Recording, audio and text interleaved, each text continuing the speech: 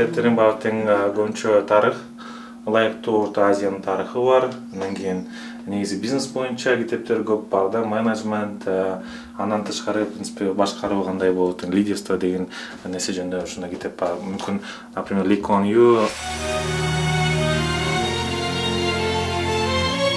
Бул текчедеги китептердин баарын болбосо дагы жарымынан көбүн Азиз жатка билет. Башкалардан өзгөчөлүгү ал окуган басылмалар жалаң англис тилинде. Бир эле маалда 4-5 китепти окуй алат. Менеджмент, тарых, саясат, бизнестин сырларын окуудан тажабайт. 10 жыл мурун көбүнчө кыргыз жана орус тилинде сүйлөчүмүн. Анан кийин акыркы 10 жылдын ичинде, в принципе, китептердин баары тең англисче окуп калдым.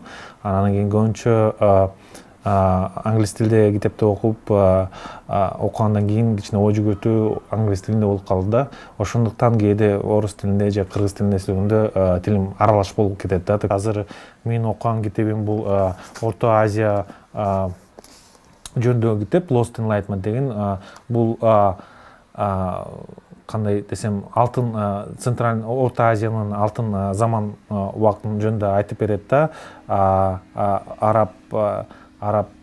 Арабтар ошо Орто Азияга келген, Тамерландын келген убактына чейин ошо заманды баары тең түздөп айтып берген абдан кызыктуу китеп. Бүгүнкү каарманыбыз бар ийгилигине жалаң өзүнүн аракети, акыл, эмгеги менен жеткен. Self-made же болбосо өзүн өзү калыптандырып жараткан адам десек болот.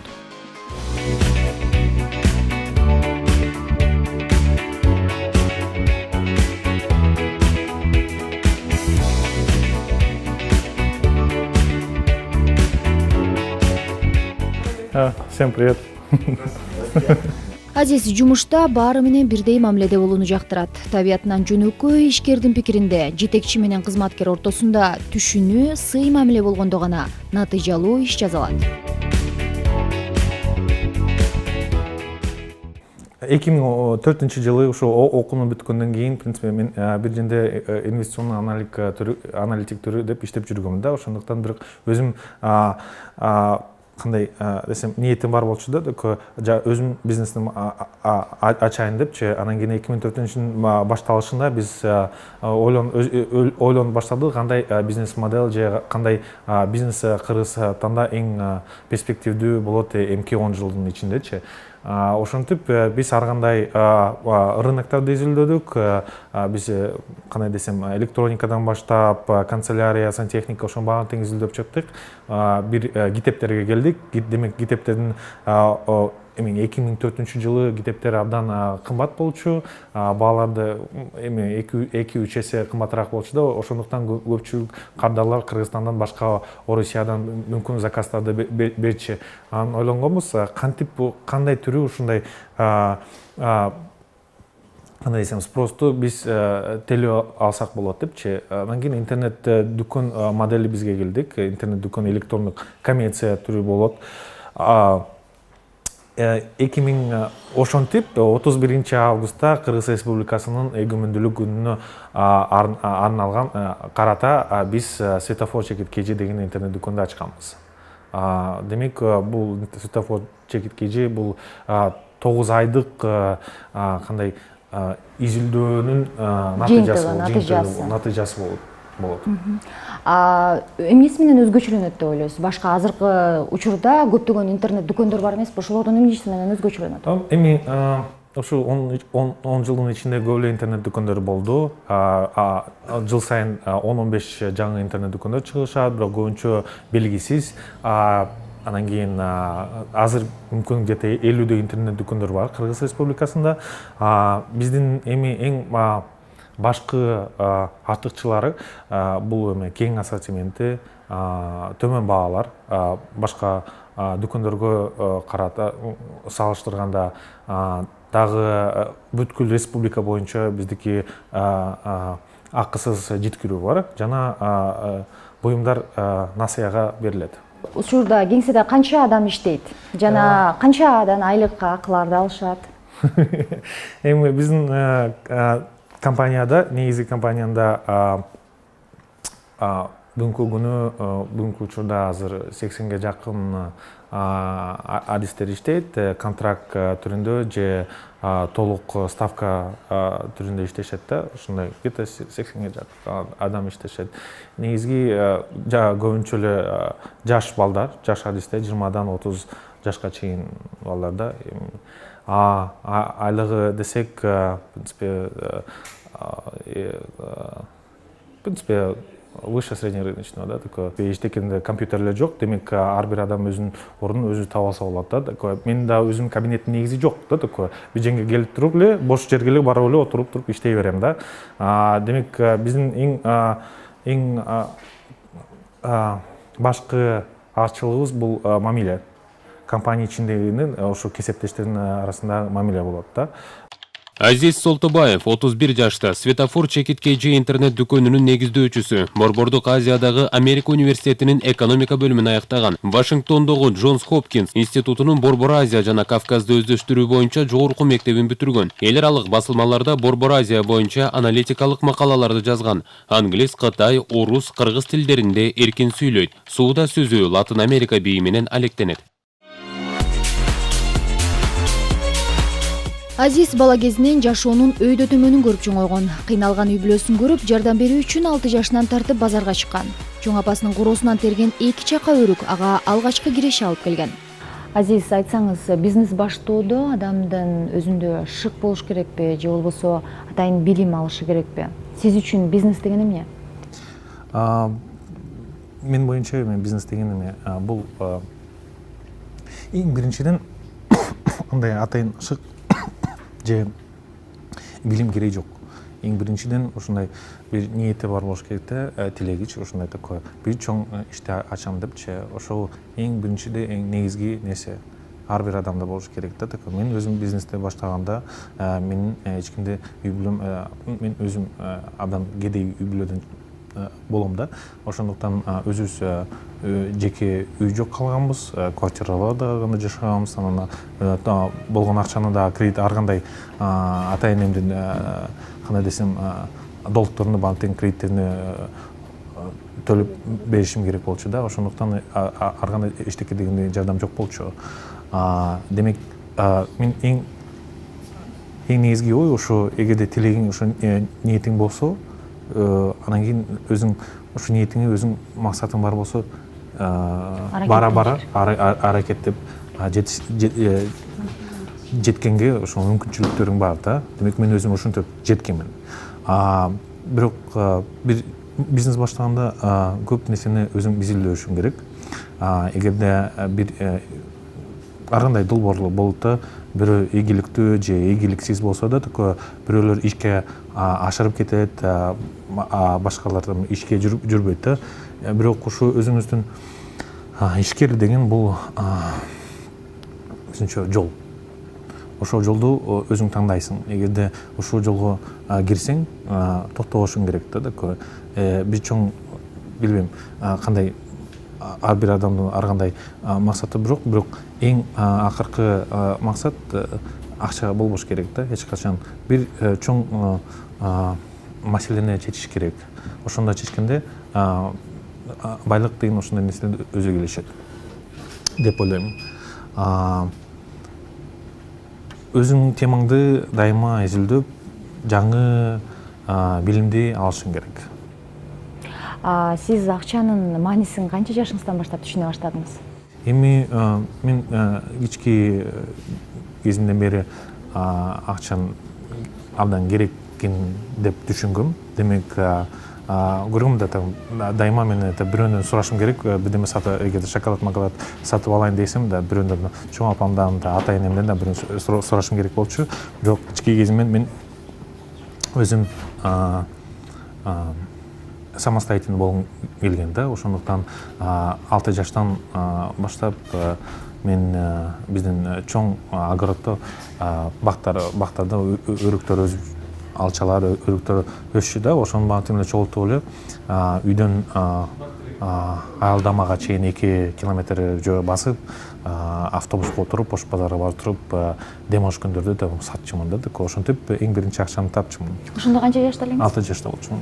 Да, в принципе, эч ким жардам берген жок болчу. Эң биринчиден чоң апам көрсөткөн, 2-3 жолу чоң апам менен барып туруп ошентип саткам. Андан кийин, в принципе, концепцияны түшүнүп калдым да. Ошо бизнес мазмуну эмне экенин, ошентип эле анан өзүм үйдөн кичине чогултуп туруп, эки кички чака өрүктү чогултуп эле барып эле сатып акча тапчумун.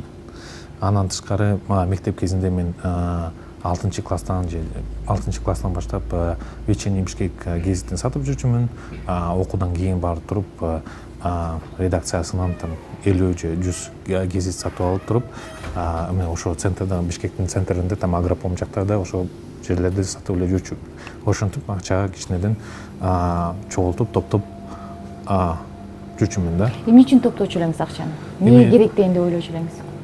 Кедей үй бүлөдөн болгондон кийин көп нерсени өзүңө кыла албайсың, сата албайсың, сатып албайсың да. Анан кийин эгерде сен досторуң, классташтарың жакшы бир көйнөк кийип жүрсө, сен да ошондой көйнөктү каалайсың да. Ошол үчүн, в принципе, өзүңө акчаңды топтоп, ошондой нерсени да алгың келет. Ошо бир деңгээлде болгуң келет да. Ошондуктан ошо акчага ошо акча каражаттарын топтоп жүрчүмүн да. Сиздин жашооңузда акчанын мааниси кандай? Сиз үчүн акча деген эмне? Вот акча, байлык кээде элдер ойлойт да, такое, эгерде мага байлык керек, мага акча керек, акча болсо эле баары тең эле болот дегендичи. Бирок ал кичине туура эмес ой болот. Демек, акча деген бул максатка жетүүгө жөн эле каражаттар болушу керек. Ошондо байлык келет өзү. Бул жөн эле каражат болуш керек да. Анан кийин өзүңүздүн жашоо турмушуңузга анчалык деле тиешеси болуш керек да. Балалык чагыңыз эмнеси менен эсинде калды сиздин? Кандай кыялдарыңыз бар эле? Эмнени кыялданчу элеңиз? Бала чак кезинде абдан көп эле кыйынчылыктар болгон. Мен компьютер менен абдан алектенгенмин. Ошол үчүн фонд сооросу Бишкектин 60-99 мектебинде компьютерник центр борборун ачканда, ошол жерге бара туруп компьютер дегенди, интернет дегенди тосун ошо үйрөнгөнмүн. Демек, ошол кезде мектепте компьютер болбосо дагы сиз сырттан үйрөнүп турсуз да, кошумча сабак катары. Англис тилинде ошондой үйрөнгөнсүз? Англис тили да, чын. Мен ошо дебат программада бир абдан таланттуу ошондой балдар менен тааныштым да. Ошол балдар өзү америкалык университетте окушу керек да. Анан кийин менин каалоом бар го, ошол университетке да тапшырышым керек, ошол жерде окушум керек депчи. Бирок мен англис тилинин деңгээли мектеп абдан, кандай десем, төмөнүрөөк болчу. Төмөнүрөөк болчу. Ал мен деңгээл менен, в принципе, университетке тапша албак эмесмин. Ошондуктан мен 9 класстан баштап фонд сооростун англис тили ресурсный центр борбору деп айтылат. Ошол жерге өзүм барып, класстан кийин барып туруп, саат 1-ден баштап 6-га чейин күндө барып туруп англис тилин үйрөнчүмүн.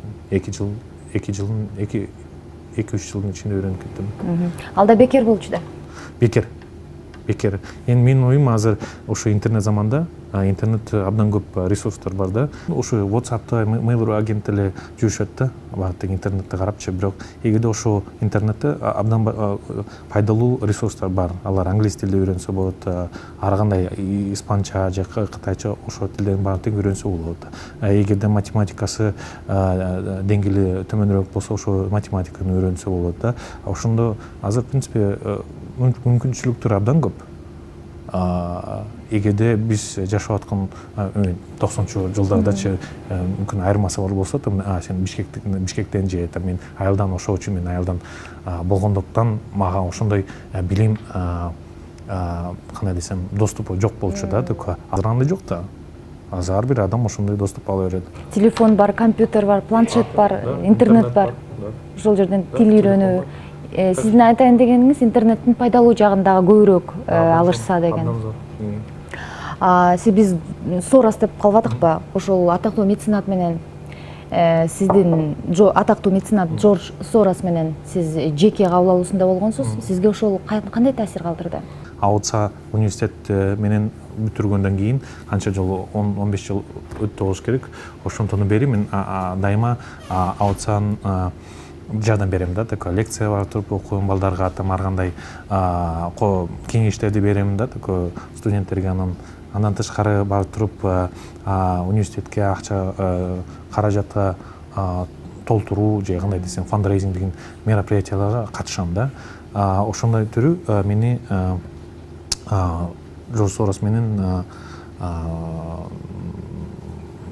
жолуктурууга чакырган да. Абдан таасири пайдалуу болду. Демек андан башка 40-50 кандай айтам, Американын баардык мультимиллионерлер, меценаттар болушту. Өзүнүн выступленияден кийин Джордж Сорос өзү келип эле менен учурашып, мени сүрөткө түшөсүңбү деп сурап, бир 2-3 жакшы кеңеш берди. Андан тышкары көп эле адамдар менен где-то 4-5 миллиардарды билем. Голем это клуб мультимиллионеров менен таанышмын. Мен Кыргызстанда көп деле болбойм. Где-то 5 жылда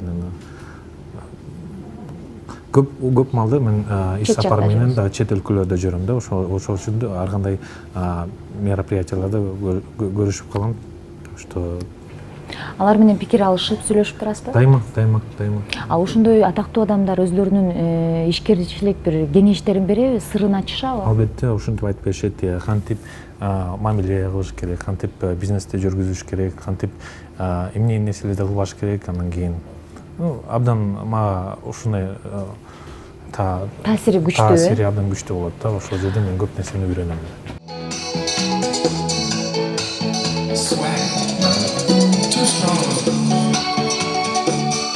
Ал эми Латин Америка бийин бийлөөнү бала кезинен кыялданчу. Мектепте окуп жүргөн кезинде тең туштарына бий тууралуу пикирин айтып, аларды чакырганда шылдыңга калганын азыр күлүп эскерет. Биринчиде бул профессиональный бальные танцы, вальс,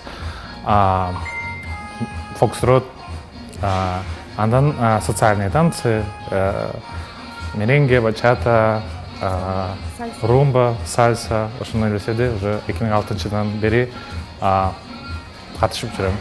Сиз чет мамлекеттерге саякатты көп жасайт эмессизби? Эмнеге кызыгасыз деле ошо чет мамлекеттерге барганда? Эми чет өлкөлөргө барганда мен абдан ушул элдин тарыхы менен алектенем, культура, анан в принципе ошону изилдөөгө мен кандай достопримечательности бар. Ошо как бы допустим Индияга барганда баатың Тадж-Махалды көрүшөт, андан 2-3 храмдарды көрөт, бирок мен андай нерселерди көрүм. Туристтерге да, саякатчыларга ылайыктуу жерлерди карабайм. Мен туура эле базарга барып келем, барып менен соодалашып, сүйлөшүп, же бир такой этно жерге барам да, такой туристтер барбаганчы, ошол жерлердин чын культурасын, ошо элдин түшүнөсүң да, такой мурасын, тарыхын, кандай өзүнүн салттары бар экенчи, анан кантип ошо билим өзүн сенин кандай десем, кругозоруңду чоңойтот да, анан көп нерсени түшүнүп каласың. Бир жакта мисалы кыргыздар айтып атышат, биз мындай термин бар, кыргызчылыкчы. Кыргызчылык дегенде бир жактан, например, бир жакка кечигип калсаң эле бул эме кыргызчылык, кыргыздаргачы. Жок, ал туура эмес. Ал көп өлкөлөрдө эле бар. Мүмкүн это Маракешке, Мароккого барган, ошол жерде ошондой эле экен. Жок, биздики дагы жакшыраак экен. Биздики 1 саатта башталат экен да. Алардыкы бир расмий түрдө мероприятиялар 2 сааттын ичинде башталат экен да. Чүнкү саат 5те расмий түрдө там этот той эмес, расмий иш-чаралар. Расмий иш-чаралар такой эгерде 5-те башталышы керек болсо саат 7-лерде башталат экен да, такой бизде эми саат 6-ларда башталат го, эми эл чогулупчу. Эс алуунун кайсы түрүнөн ырахат аласыз? Кафе, ресторан же болбосо эс алуучу көңүл ачуучу жайларга барасызбы?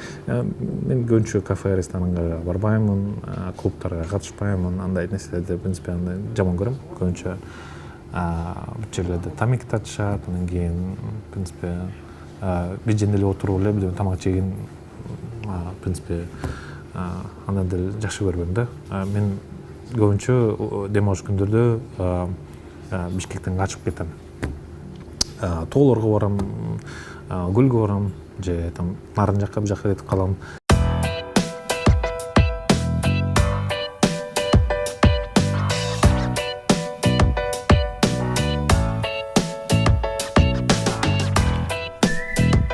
Сууда сүзүү менен каарманыбыз бала кезинен машыгат. Учурда иши көп, бирок ага карабай жумасына 3 жолу убакыт таап дене боюн чыңдоону адатка айландырган.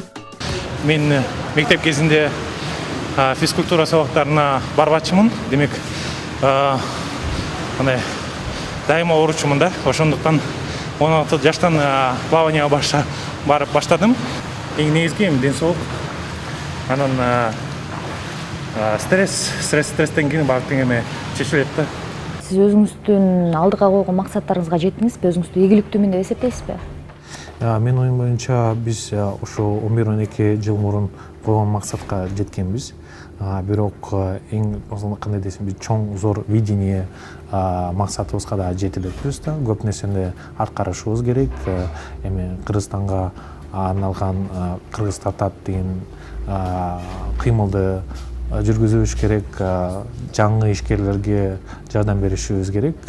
Ошондо мен оюм боюнча эмки 10 жылдын ичинде өзүбүздүн чоң максатыбызга жетебиз. Карапайым үй бүлөдөн чыгып, ийгилик ээси болуп отурган каарманыбыз келечек ээлерине эмгек, аракет, күчтүү эрк менен бардык нерсени жеңсе болот деп кеңеш берет.